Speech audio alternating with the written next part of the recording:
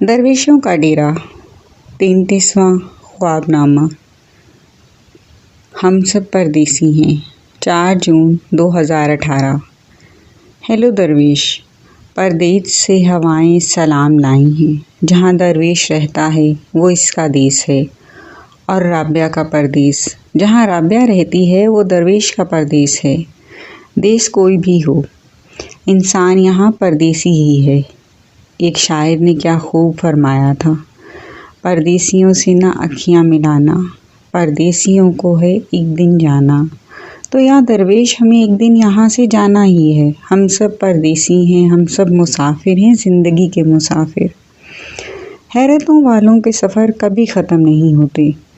رابعہ درویش کی حیرت اور فلسفہ حیرت سے متفق ہے۔ پردیسی درویش کا برقی رابطہ کسی فنی خرابی کے باعث منقطع ہے۔ خیر یہ وقفہ قدرت کی طرف سے آتا ہے جس میں تخلیق پروان چڑھتی ہے۔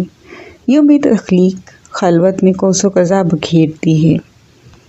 یا درویش، سلسلہ جہاں سے ٹوٹا تھا وہیں سے جوڑتے ہیں۔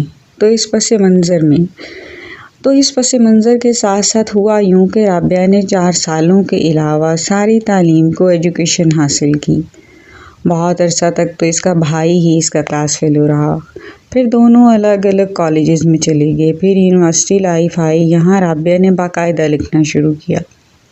اس کے بعد یہ دور بھی ختم ہوا تو اب کرنے کو کیا بچا تھا؟ زندگی کے بھنور نے ایک بار پھر اس کو اس طرح گھیر لیا کہ چاروں اور کوئی رستہ بچا ہی نہیں، سوائے قلم اور کاغذ کے، جذبات و احساسات کے۔ اسے وقت کے فرعون نے اپنی قید میں لے لیا۔ اسے لگا وقت اور زندگی کہیں بہت دور، بہت پیچھے رہ گئے ہیں۔ سمجھوتا بھی مشکل ہے، قبولنا بھی دشوار۔ سانس وقت نزاع کی مانند حلق میں اٹک سی گئی تھی۔ وہ اس کے نکلنے کا انتظار کرنے لگی۔ وقت کٹتے نہیں کٹتا تھا، نہ دن بسر ہوتے تھے، نہ رات سفر ہوتی تھی۔ اسے اپنے ایک ٹیچر اصغر ندیم سید کا ایک جملہ پہاڑوں سے ٹکرائی باز گشت کی طرح روز کنکریاں بن کر لگتا محسوس ہوتا۔ لکھو اور اتنا لکھو کہ تمہارے لفظ بولنے لگیں۔ رابعہ مسلسل افسانے لکھنے لگی اور پاکستان کے سب ادبی جریدوں میں اس کے افسانے شائع ہونے لگے۔ رات کا ایک پہر وہ پڑھتی اور دوسرے پہر کوئی مووی دیکھتی۔ اسے جرمن موویز اچھی لگنے لگیں۔ اس کے بعد ایرانی موویز نے اسے ہانٹ کیا۔ Art movie, classical movie, romantic movie. اسے ایکشن مووی کے علاوہ ہر طرح کی سٹوری اچھی لگنے لگی۔ چند برس یوں ہی جمود میں گزر گئے۔ اس دوران رابعہ اپنے ادبی دوستوں میں ربا بن گئی۔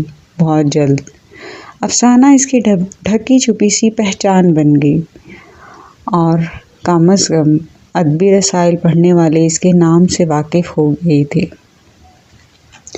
کہ ایک روز اسے فون آیا کہ کیا آپ انسائکلوپیڈیا کے مرتب بننا پسند کریں گی؟ اس نے نہ کچھ سوچا نہ سمجھا کہ ابھی زندگی کی ریل پٹری پہ چڑھنا تھی، لہٰذا ہاں کر دی۔ کوئی ریٹن ایگریمنٹ نہیں، کوئی ثبوت نہیں کہ وہ اس پروجیکٹ کو اپنا خون پسینہ دے رہی ہے، اور اسے کہا بھی یہی جا رہا تھا کہ خاموشی سے کام کرنا ہے۔ خیر اس کے بعد جو ہوا اس کا شہرہ زمانے میں خود ہی ہو گیا۔ یہاں یہ بات بیکار ہے۔ بس فانی وقت کی فرعونیت اور زلیخائی بادشاہت انسان کو اس بات سے غافل کر دیتے ہیں کہ موسیٰ اور یوسف کا خدا بھی کہیں موجود ہے۔ واللہ کبھی درویش نے یوسف اور موسیٰ کے خدا کی خدائی شان دیکھی ہے؟ رابعہ کے سامنے یہ شان اس وقت بھی مسکرا رہی ہے جب جون جوبن پہ ہے، مگر اس وقت ٹیرس میں بیٹھی رابعہ کو ٹھنڈی ہواؤں کی خنکی کا احساس تقویت دے رہا ہے۔ بند اے سی زدہ کمروں میں بھی وہ سکون نہیں جو اس وقت یہاں رقصاں ہے۔ سکون کیا ہے، ایک کیف ہے، ایک سرور ہے۔ 2 وقت جلد آپس میں مل جائیں گے۔ ہلکے ہلکے گہرے سرمئی بادل بھی افق پہ چھائے ہوئے ہیں۔ آسمان جادوئی امید رنگی ہو رہا ہے۔ ٹھنڈی ہوائیں یوں مہک لہک کے چل رہی ہیں جیسے کوئی انہیں امیدیں دید دے گیا ہو۔ یا درویش لاشعور رابعہ کو پھر اپنے ساتھ بہا لے گیا تھا۔ اس کے بعد ہوا یوں کہ رابعہ نے انسائکلوپیڈیا کا کام برطانیہ سے شروع کیا۔ مرزا امجد نے برطانیہ کے ادبی مشاہیر کتاب مرتب کی تھی جو اپنے آخری مراحل میں تھی۔ ان کے توسط سے یورپ کے اردو ادیبوں سے رابطہ ہونے لگا۔ کام بہت دھیرے دھیرے چل رہا تھا۔ اس کے بعد ایک ادیب، یوں یہ سلسلہ پوری دنیا میں پھیلتا چلا گیا۔ یہ وہ دور تھا جب ابھی واٹس ایپ متعارف نہیں ہوا تھا، وائبر اور اسکائپ تھا، لیکن اکثر لوگ انہیں بھی استعمال نہیں کرتے تھے۔ امریکہ میں موبائل فون کے پیکیجز تھے، مگر یورپ میں یہ سہولت بھی میسر نہیں تھی۔ البتہ ای میل کا زمانہ عروج پہ تھا۔ وقت یہاں دن تو وہاں رات مسکراتی تھی۔ اس صورتحال میں دشواریاں مزید دشواری پیدا کر سکتی تھیں اگر یہ کام رابعہ کا خواب اور عشق نہ بن گیا ہوتا۔ یوں کوئی 400 اردو دان طبقہ سے پوری دنیا میں ٹیلی فونک رابطہ ہوا۔ بند کمرے میں کھڑکی سی کھل گئی تھی، ایک محبت کی مشعل روشن ہو گئی تھی۔ کچھ سے رابطہ یوں ہوا کہ ای میل ایک لفظ کی کمی بیشی سے کہیں اور سفر کر جاتا، اور جس کو بھی ملتا کام کی تفصیلات پڑھ کر وہاں سے پیشگی مبارکباد کا ای میل ضرور موصول ہو جاتا۔ ای میل میسنجر بھی اس دور میں کال اور چیٹ کا ایک اہم ذریعہ تھے، لیکن یہ بھی عمومی استعمال میں نہیں تھے۔ آئی ٹی سے وابستہ لوگوں کا شغف تھا۔ اس دوران رابعہ کو بہت سے پاکستانی پردیسی ملے جنہیں ملک چھوڑ کر گئے برسوں بیت چکے تھے۔ وہ بہت حیرانی اور دلچسپی سے ملکی زمینی حقائق جاننا چاہتے تھے۔ سب سے آخر میں پاکستان اور انڈیا میں کام کیا، لیکن وہی درویش کا جملہ کہ یہاں ایک مرد اور عورت کی دوستی بحیثیت دوست نہیں ہو سکتی۔ یہاں سب جنت سے نکلے مرد اور عورتیں رہتے ہیں جن کا پردہ چاک ہو گیا ہے، تو انہوں نے بھی سوچ لیا ہے چاک ہے تو چاک ہی رہے تو بہتر ہے۔ گویا یہاں انسان نہیں رہتے، مرد اور عورت رہتے ہیں جو دوست نہیں ہو سکتے، اور اگر وہ مرد اور عورت نہیں ہیں تو وہ خود ہی خود کو تیسری جنس بھی سمجھ لیتے ہیں۔ یہاں چونکہ مرد اور عورت کے درمیان انسانی سطح کی دوستی جیسا کوئی تعلق نہیں، لہٰذا مرد 1000 بار بھی شادی کر لے اور لاکھوں بار بھی ہر نبض چلتی عورت سے خلوت کے منتر پڑھ لے، اس کے بعد بھی اگر کوئی عورت اس کو کشش کی حد تک بھی اچھی لگے تو اس کی دلی خواہش ہوتی ہے کہ اس عورت کی شادی کبھی نہ ہو، تاکہ وہ اس کو ہیلوں بہانوں سے مظلوم ثابت کر کے جبلی ضرورت اس کا حق جیسے نعرے سنا کر اسے اپنے حرم سرا کی جنسی لونڈی بنا سکے، یا کم از کم اس کی کوشش تو کر سکے۔ یہاں ابھی تک بھی تعلیم کا کوئی اثر نہیں ہوا، ڈگریوں کی ریٹنگ ہوتی ہے۔ یہاں ابھی تک بھی ہم نے عورت کو انسان نہیں مانا۔ یہاں ابھی تک بھی عورت سیکس ڈال ہے۔ یہاں ابھی تک بھی عورت کا اگر دماغ ہے تو کہیں اس کی چوٹی کے نچلے ترین حصے میں مقید ہے۔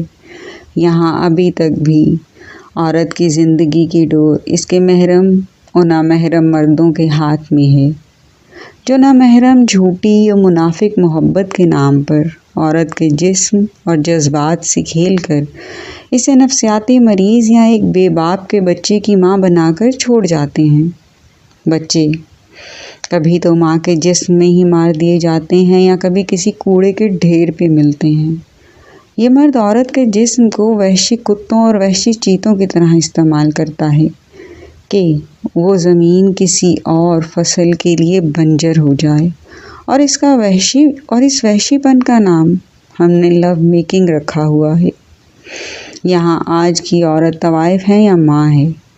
یہاں طوائف خانے بند ہو گئے ہیں، مگر ان کی جگہ شرفا کے گھروں نے لے لی ہے۔ یہاں آج بھی عورت کی مرضی مرد کے پیر کے نیچے مسلی جانے والی چیز ہے۔ یہاں آج بھی مرد 2 ٹانگوں کے درمیان کا غلام ہے۔ یہاں آج بھی مرد وہ مرد جس کے بارے میں ایک ہندوستانی فلم کا ڈائیلاگ تھا، مرد کو کبھی درد نہیں ہوتا۔ یہاں آج بھی مرد کا رویہ انسانی نہیں، حاکمانہ ہے، ظالمانہ ہے۔ وہ جسمانی اور جذباتی درد کو تو درد سمجھتا ہی نہیں۔ محبت اور سیکس آج بھی اس کا کھیل ہے، خواہ کوئی اس کی چاہت میں اپنی جان سے ہی کیوں نہ چلا جائے۔ مرد آج بھی محفلوں میں بیٹھ کر اپنے معاشقوں کے قصے کہانیاں فخر سے اور مزے لے لے کر سناتا ہے۔ مرد آج بھی ہر اس عورت کی بھی کردار کشی محفلوں میں کرتا ہے جو اس کے قابو نہیں آئی ہوتی، جو اس کے جال میں پھنس جاتی ہے اور جس سے اس کا کوئی واسطہ بھی نہیں ہوتا، صرف یہ ثابت کرنے کے لیے کہ وہ بہت بڑا ہیرو ہے، بے لگام گھوڑی کو بھی نکیل ڈال لیتا ہے، جبکہ وہ اس عورت کی دور کی مہک سے بھی واقف نہیں ہوتا۔